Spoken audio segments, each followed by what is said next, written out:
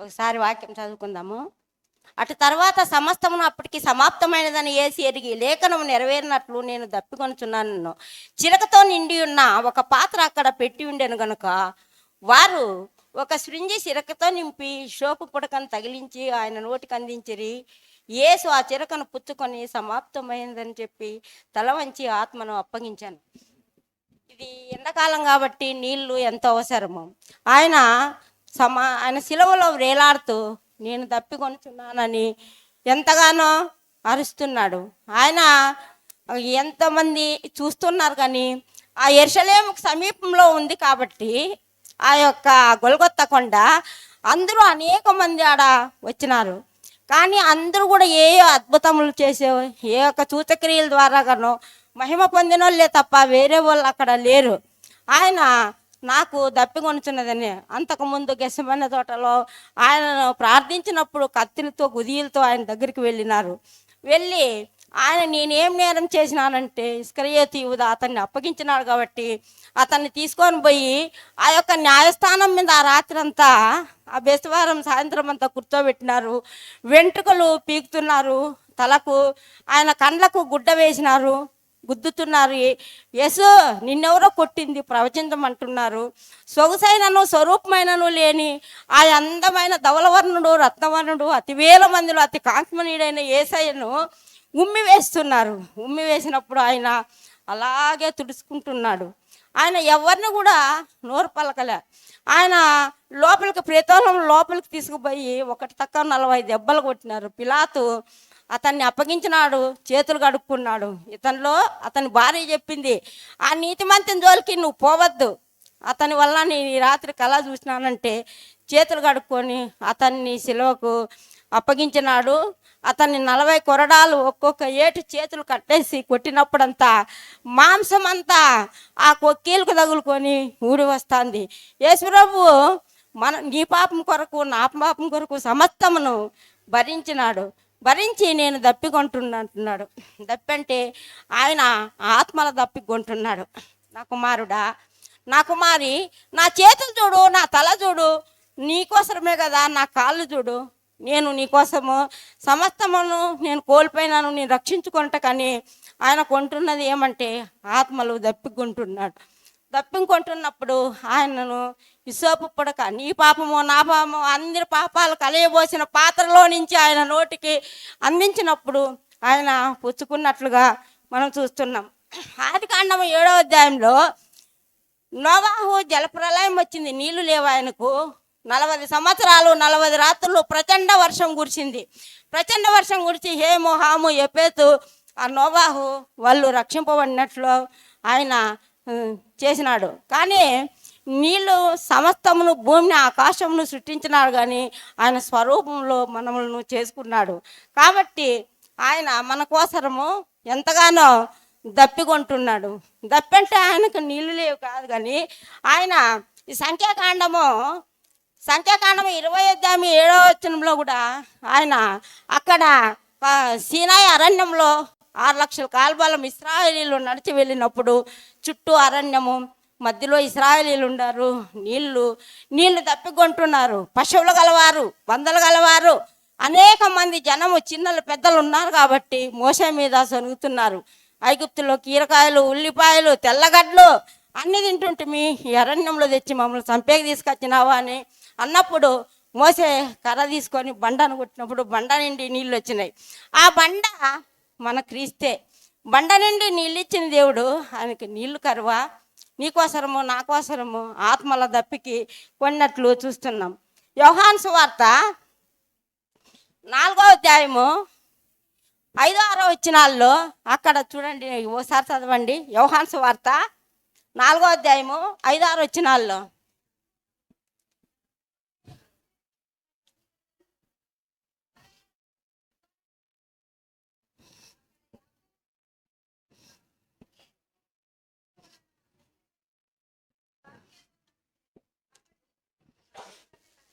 చాలు.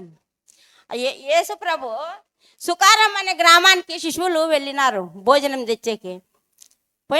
అప్పుడు రమారమి 12 గంటలకు వస్తుంది. యేసు ప్రభు యాకోబు బావి దగ్గర అలిసి కూర్చున్నాడు. ఒక స్త్రీ ఉంది, సమరయ స్త్రీ. ఆ సమరయ స్త్రీ 12 గంటల కాడ వచ్చి నీళ్ళు ఒక బిందె ఎత్తపోతే రేపు అనుకుంటాయి, నాకైతే చాలా ఆమె ఎట్లా ఎత్తపోతానో, వాడికి ఎట్లా జీవనం చేసుకుంటానో. ఎందుకు ఆమె పొద్దున్నే రాదు సాయంత్రం రాదంటే ఇశ్రాయేలు కన్నికలు వచ్చారయ్యమ్మ, కడవెత్తుకొని వచ్చింది. ఈ అమ్మకు ఒక భర్త కాదని హేళన చేసేవాళ్ళంట, ఎగతాళి చేసేవాళ్ళంట. ఆమె ఆ కాడవా పాపము, ఆమె వ్యభిచారైనా యాకోబ్బాయి నీళ్ళే తాగుతుంది. మంచి అబ్రహాం కొడుకు ఇస్సాకు, ఇస్సాకు కొడుకు యాకోబు తగ్గించుంటే బాయిలో నీళ్ళే తాగుతుందంట అమ్మ.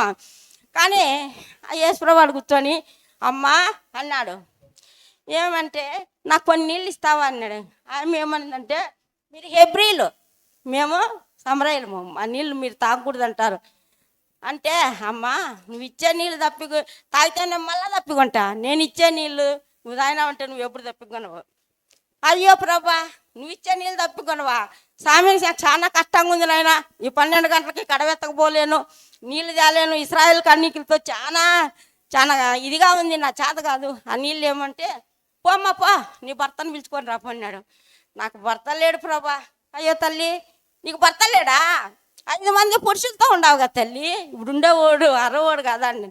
అప్పుడు తేరి చూసింది, ఏమయ్యా మెషా వస్తాడు అనుకుంటా అంటే, ఆ మెషా నేనేనమ్మా, నేను ఇచ్చే నీళ్ళు నీ నీ కడుపులో నుండి ఊరేడు బొగ్గగా ఉంటుందని చెప్పినప్పుడు ఆమె యేసుప్రభు కళ్ళ చూసాలకు ఆమె పాపాలన్నీ ఆయన ముఖంలో కనపడినప్పుడు ఆ కుండ ఆ కాలంలో మోషే ధర్మశాస్త్రం ప్రకారము సమరయులు కానీ వ్యభిచారులు కానీ కుష్ఠరోగులు కానీ ఊరు అవతల ఉండాలి కానీ ఊర్లోకి రాకూడదు.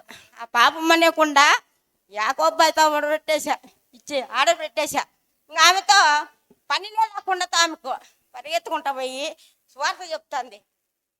ఏమని చెప్తుంది, యాకోబు బావి కాడ యేసయ్యను చూచానమ్మా, ఎండవేళలోన ఎంతో అలసి ఒంటరిగా ఉన్నాడమ్మా, దాపు చేరి నన్ను చూసి దాహమిమ్మని అడిగాడమ్మా, నేనిచ్చు నీళ్ళు నీకు ఎప్పుడు దప్పిక కాదన్నాడే, యాకోబు బావి కాడ యేసయ్యను చూచానమ్మా, గుట్టురట్టుకోక ముందే తప్పులొప్పుకోవాలమ్మా, నా గుట్టంతా వివరించి నాతోనే చెప్పాడమ్మా, గుట్టురట్టు కాకముందే తప్పులొప్పుకోవాలమ్మని ఆ స్వార్థ చెప్పిందంట సమరయ స్త్రీ. వెళ్ళి యేసుప్రభు శిష్యులు వచ్చి ఎందుకు ఈమెతో మాట్లాడుతున్నారని అనుకున్నారు. కానీ యేసుప్రభు ఆ సమరయ స్త్రీని ఎందుకు నీళ్ళు అడిగినాడంటే, ఆమె మారల్లా, ఆమె హృదయము అతనికి ఇవ్వాల, ఆమెలో ఉండే చెడంతా కూడా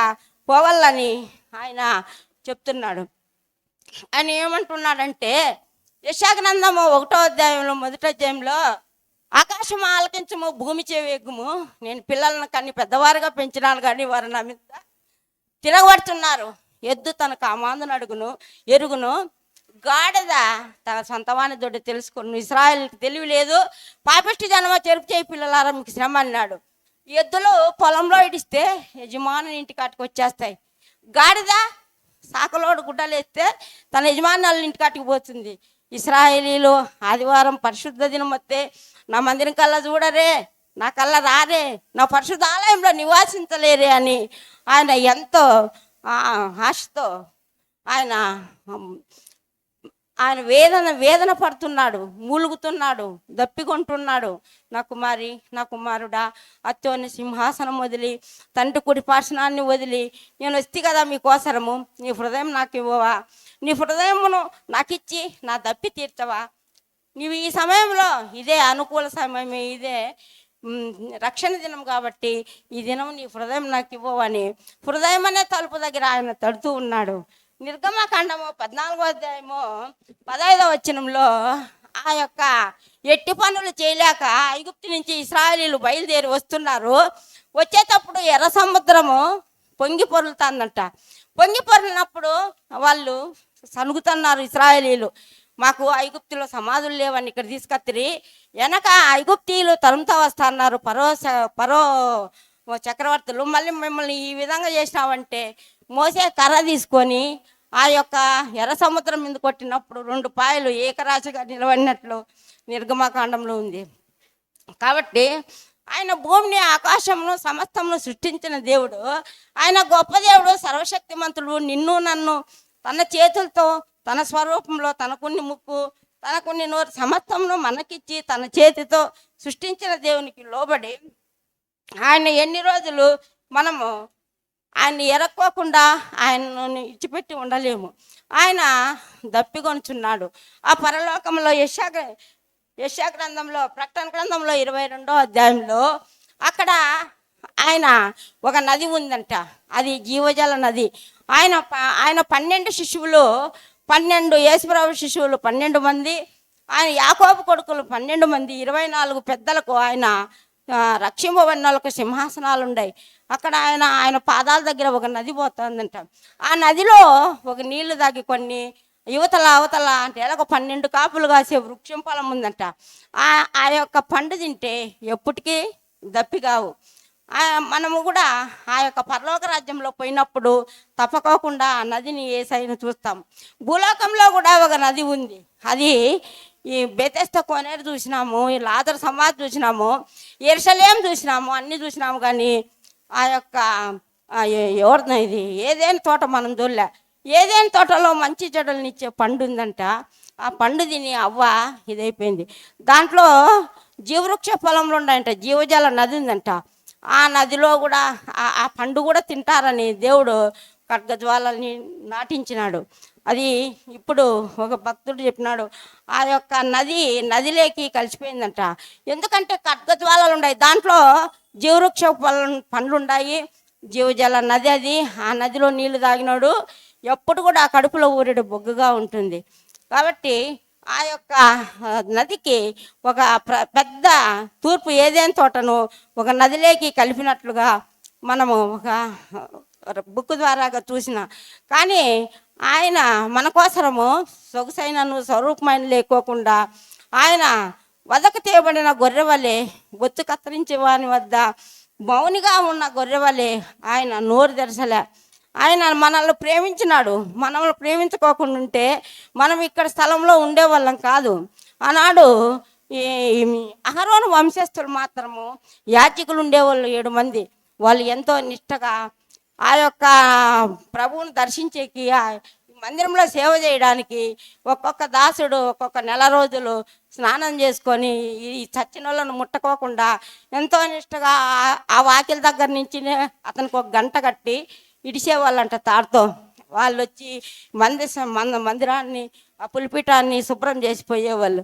ఎప్పుడైతే యేసుప్రభు గొల్గొతా కొండ మీద ప్రాణం ఇచ్చినాడో యెరూషలేము దేవాలయంలో తెర 2గా చినిగింది. 3 గంటల సేపు, 3 గంటల సేపాయా 7 మాటలాడి నీవు, 3 గంటల సేపాయా 7 మాటలాడి నీవు, ధరణి వణికెనా గుడి తెరయు చినిగెనా, ధరణి వణికెనా గుడి తెరయు చినిగెనా, యేసునాథర ప్రభు యేసుదేవరా, కొండలన్నీ బద్దలాయ దండి యేసు మరణమాయ, కొండలన్నీ బద్దలాయ దండి యేసు మరణమాయ, మరణమైతివా సిలువ మరణమైతివా.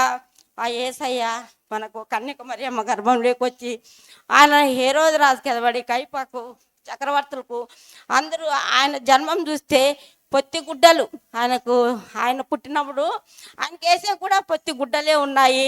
చనిపోయినప్పుడు కూడా ఆ యొక్క శిలువ మీద ఎంతో ప్రలాపిస్తూ దాహం దాహం అంటున్నాడు. నా కుమారుడా, నా కుమారి, నా దాహం తీరుస్తావా? ఎలా నీ దాహం తీర్చేది? ఓ బిందెతో నీళ్ళు ఎత్తకొచ్చేదా, చెంబుతో నీళ్ళు ఎత్తకొచ్చేది? ప్రభా కాదమ్మా, నీ హృదయాన్ని నాకు ఇస్తే, నీ హృదయం అనే పలక మీద నా వాక్యం ఉంటే, నీ హృదయంలో నన్ను చేర్చుకుంటే నా దాహం తీర్చినట్లే. సమరయశ్రీ దాహం తీర్చింది, ఆ పాపం అనేకుండా వదిలేసింది, ఊర్లోకి పరిగెత్తి సువార్త చెప్పింది. కాబట్టి మనం కూడా ఆయన నమ్ముకొని హృదయం అని ఆయన దగ్గర మనం ఉండాలని ఆయన ప్రేమిస్తున్నాడు. ఆ పరలోకానికి పోవాల. ఆయన ఆరోహణ కొండ మీదకి వెళ్ళి, నేను వెళ్ళని ఎడల మీకు స్థలము సిద్ధపరచలేను. నేను వెళ్ళి మీకు అనేక నివాసములు సిద్ధపరుస్తాను, నేనుండే స్థలంలో మీరుండులాగునా అని శిశువులు మీరు ఒకరికొకరు సందేహపడద్దండి, మీరు బాగుండండి అని చెప్పి ఆరోహణ కొండ మీదకి వెళ్ళి ఆరోహణడై వెళ్ళినాడు. ఆయన తిరిగి వస్తాడు. ఆయన రెండో రాకడ సమీపంలో ఉన్నది కనుక ఒక నీటి మూలంగా కానీ ఆత్మ మూలంగా జన్మించితేనే పరలోక రాజ్యం అన్నాడు. కానీ అందరూ బాప్తీసం పొందాలని, మరి నా శరీరం తిని నా రక్తం తాగువాడు నిత్య జీవానికి వారసుడు అని చెప్పినాడు. ప్రతి ఒక్కరు ఆ బల్లలో వేయాలని, ఆ పరలోకంలో ఆ యొక్క నిత్య సింహాసనం మీద ఆ దేవుణ్ణి చూడాలని అందరము ఇదే రక్షణ నోవాహు ఓడవలే ఇక్కడ చేరిన ప్రతి ఒక్కరము మనము ఈ పరిశుద్ధ సంఘంలో ఉన్నాము. ఆ యేసయ్య దగ్గరికి వెళ్ళాలని మిమ్మల్ని అందరినీ చేతులు జోడించి అడుగుతున్నాను. మరి ఆయన సర్వలోకానికి వెళ్ళి సర్వ సృష్టికి సువార్త ప్రకటించమని చెప్పినాడు. ప్రభువా నైనా నీ సిలువలో పలికిండే మాట ఒక్కటైనా నేను చెప్తా తండ్రి సంఘంలో, బాబు నాకు ఆ మాట ఏంటి నైనా, ఆ మాట ఏంటి అన్నప్పుడు అందరూ ఒప్పుకొని ఆ మాట ఇచ్చినారు. ఎందుకంటే ఒక్క మాట అయినా నీ గురించి నేను చెప్పాలని ఆశ. ఆ పరలోకానికి అందరము ఇదే రక్షణ దినం కాబట్టి అందరం పోదాము. అందరము వెళ్ళి ఆ పరిశుద్ధుడైన దేవుని దగ్గర ఉంటే అక్కడ ఎంతో ఆనందము, సంతోషము, నిత్యానందం ఉంటుందంట. ఆయన సింహాసనం మీద కూర్చున్నప్పుడు మనం అందరము షరూబులు, దేవదూతలు, పరిశుద్ధులు, 24 పెద్దలు వాళ్ళతో కూడా మనం కూడా ఉంటాము. అక్కడ పరమ తండ్రితో, ప్రభు యేసునితో, పరిశుద్ధాత్మునితో స్థిరము గనందము మరి దూతలతో పరలోకమునందు స్తోత్రము చేయరి సోదరులార మన ఆత్మలతో తండ్రిని దాత్రిని మన పరమాత్ముని వాక్కులు స్తోత్రములో కలిపి వాగును వీణలు సాగును పాటలు సదతముగా రచట రాగములతో రమ్యమయుల విభాగిల్తుములెమ్ము. మనం చనిపోతే ఆ పరలోక రాజ్యంలో ఉంటాము. ఆ నిత్య నివాసుడైన యేసయ్యతో ఉండాలని, మీరు ఆయన దప్పి తీర్చాలని, ఆయనను మీ హృదయంలో చేర్చుకోవాలా. వర్షంలో, గాలిలో, ఎండలో ఉన్న ఆయన నా కుమారి, నా చేతులు చూడు, నా తల చూడు, నా తలలో రిళ్ళతో కొట్టినప్పుడు అతనికి ఎంతగానో బాధపడింది. మరియమ్మ భయపడలే, ఏ రోజుకు భయపడలే, చక్రవర్తులకు భయపడలే, కైపాకి ఎదవల్లే. ఆయన దగ్గర ఎవరెవరు ఉన్నారంటే ఆయన తల్లి, ఆయన సహోదరియు క్లోపా భార్య మరియమ్మ, మగ్దలేని మరియమ్మ యేసు సిలువ యొద్ద నిలుచుండి ఏడ్చుచుండిరి. ఆమె ఏడుస్తుంది సిలువ దగ్గర. ఆయన సిలువ వేసినారు నా కొడుకును, నన్ను కూడా ఏమన్నా అంటారేమో అని తల్లి ప్రేమ అనుకోలే. ఆ సిలువ దగ్గర మోకరించింది. అయ్యో నా కుమారుడా, నీకేనా ఇంత కష్టము అని ఆ తల ఎత్తి చూస్తుంది. ఆ కారే రక్తం అంతా సిలువంటి వస్తూ ఉంది. ఆమె చేతులకు అంటుకుంటుంది. ఆ సహోదరి కూడా ఉందంట. ఈ మగ్దలేని మరియమ్మ 7 దయ్యాలు పట్టింటి ఇడిపించిన్నాడు దేవుడు. ఆమె కూడా కృతజ్ఞతగా ఆడే ఉంది. మరియమ్మను ఓదార్స్తాండారు. కానీ ఆమె ఓదార్పు నొల్లక యేసుప్రభు సిలువ దగ్గరే ఏడుస్తుంది. కాబట్టి నిన్ను నన్ను ప్రేమించి ఆయన ఎంతగానో సొగసైన ధవలవర్ణులు, రత్నవర్ణులు, అతి వేల మందిలో అతి కాంక్షణీయుడైన యేసయ్యను స్వరూపమైనను సొగసైనను లేకోకుండా ఆయన్ను కొట్టి సిలవేసి 1 దెబ్బలు, కొరడా దెబ్బలు తిన్నాడు. ఉమ్మి వేపించుకున్నాడు, పిడిగుద్దులు గుద్దినారు. సిలవెత్తుకొని గొల్గొత్త కొండ ఎక్కలేని కొండ ఎక్కేటప్పుడు ఒక ముళ్ళు దొక్కుతాడు. అప్పుడు బలమైన సైనికులు తీసి కొరడాతో కొట్టినప్పుడు ఆయన వాడిపోతాడు. ఆయన సిలువ పల్లెటూరు అయిన వాడు ఎత్తితే కొంచెం దూరం కూడా మొయ్యలేకపోయినాడు. కానీ ఆయన నీ కోసము, నీ పాపం కోసము, నా పాపముల కోసము సమస్తమును సహించి ఆ గొల్గొత్త కొండ దాకా ఆ కల్వరి సిలువ వేయబడి దాహము దప్పి అని అరుస్తున్నాడు. కానీ ఆయన దాహం తీర్చేవారిగా మనందరం ఉండాల. ఈ యొక్క గుడ్ ఫ్రైడే రోజు ఈ యొక్క వాక్యం ఇచ్చిన సంఘస్థులకు, మీకు పాస్టర్ అందరికీ వందనాలు చెల్లించుకుంటున్నాను. నేనేమైనా తప్పుగా చెప్పింటే క్షమించమని చెప్తున్నాను. దయచేసి దప్పి గురించి నేను అడిగినప్పుడు నవీన సరేలేత తీసుకున్నాడు. చాలా థ్యాంక్స్. అందరికీ చాలా థ్యాంక్స్ చెప్తున్నాను. ఈ దప్పి ఇప్పుడు కాదు, మళ్ళా సంవత్సరం కాదు, ఎప్పుడూ ఆయన దప్పి తీర్చేవాళ్ళుగా ఉండి ఆయన శిలువ దగ్గర మరియమ్మ మాదిరి ఉండేవాళ్ళుగా ఉండాలని 5 మంది బుద్ధిగల కన్నికల వలె స్త్రీలు పురుషులు అందరము ఆయన రెండవ రాకడ మధ్యాకాశంలో బూరం రోగినప్పుడు గ్రంథాలు ఎతకత్తారంట దేవదూతలు. ఎవరి పేరైనా నా గ్రంథం లేకుంటే ఇవన్నీ నరకంలోకి పడేస్తారు. ఆ జీవ గ్రంథంలో ఎలక్షన్ రోజు నా పేరు ఉందేమో చూడయ్యా, నా పేరు ఇది అది అని పోతాము. జీవ గ్రంథాల్లో మన పేర్లు ఉండేటట్లుగా చూసుకోవాలా, మనం ఆయన దప్పి తీర్చేవాళ్ళుగా తీసుకోవాలా. ఆయన్ని ఎదుర్కొనే ఆయన కడపూరం రోగినప్పుడు జనముల మీదకి జనం, రాజ్యం మీదకి రాజ్యం లేస్తుంది, అనేకుల ప్రేమ తల్లారుతుంది, గర్భిణీ స్త్రీకి ప్రసవేశం వచ్చినట్లు వస్తుంది. దేవదూతలకైనాను ఈ సమయం తెలియదు అని చెప్పినాడు. ఎప్పుడు వస్తుందో తెలియదు కాబట్టి ప్రతి ఒక్కరు మెలకువగా ఉండి ప్రార్థిస్తూ ఆయన దప్పి తీరుస్తూ ఆయన వెంబడిస్తూ ఆయన సిలువెత్తుకొని ఆయన వెంబడించే వారిగా అక్కడ యెరూషలేము కుమార్తెలారా నా నిమిత్తం ఏడవద్దండి, మీ నిమిత్తం మీ పిల్లల నిమిత్తం ఏడమన్నాడు. పిల్లల కోసం ఏడ్చేది కాదు, ప్రభా వీళ్ళ భవిష్యత్తు ఏమి, వీళ్ళ కథ ఏమని మనము ప్రార్థించేవారిగా ఉండాలని ఆయన బోధించినట్లుగా చెప్తున్నాడు. అనేక మాటలు చెప్పినాడు. కానీ మరి ఈ సమయంలో ఈ మాట ఇచ్చినందుకు వందనాలు చెల్లించుకుంటూ ఇందులో ఏమైనా తప్పులుంటే క్షమించమని మీకు అడుగుతున్నాను.